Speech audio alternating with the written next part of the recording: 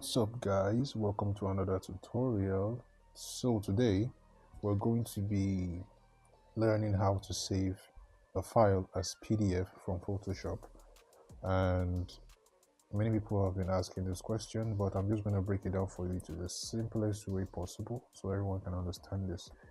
So the thing is, we have the photo loaded into Photoshop right now, and we're just going to show you this. I'm just going to show you the simple way of how you can save it as PDF.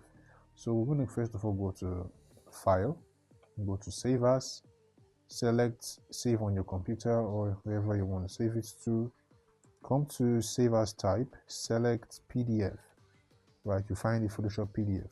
Select PDF, give it a name, maybe IMG, maybe 48, right, or IMG 45. Right, you click on Save, and it will ask, okay, actually I had it before, so it's not going to have to replace. I'm just going to click on Replace.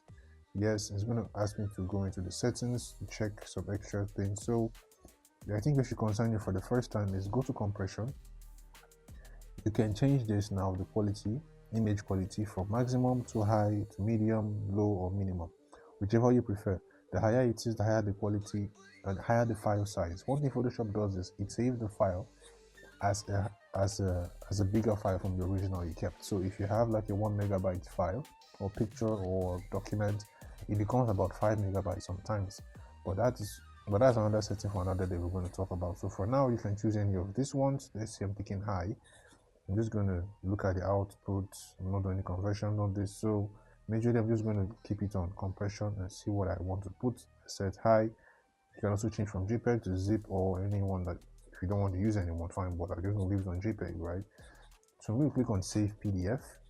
That's mainly why I want to preserve Photoshop editing capabilities. So this means, right, in most cases, I've had an issue where I had to save a file as a PDF when I was working on the flyer, for example. I saved it as a PDF, and then I lost the Photoshop PSD file.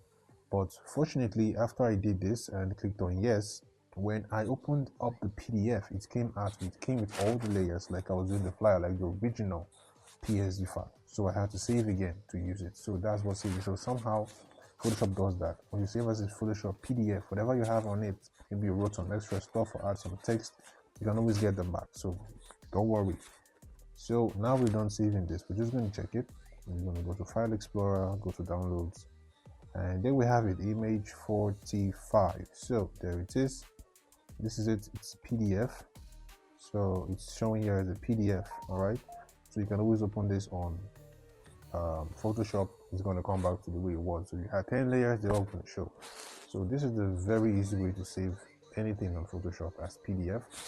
I would like to see in the next tutorial where I'll be talking about saving multiple files or multiple tabs in Photoshop as one PDF document. So you can have like a book loaded into Photoshop, maybe about 9 pages or 10 pages or more. You can save it as one PDF, as one book as a whole from the beginning to the end. So hope to see you next tutorial. Stay creative, stay awesome. Remember to like, share, and subscribe to my YouTube channel as well, so I can give you more simplified tutorials on Photoshop and other softwares. See you soon.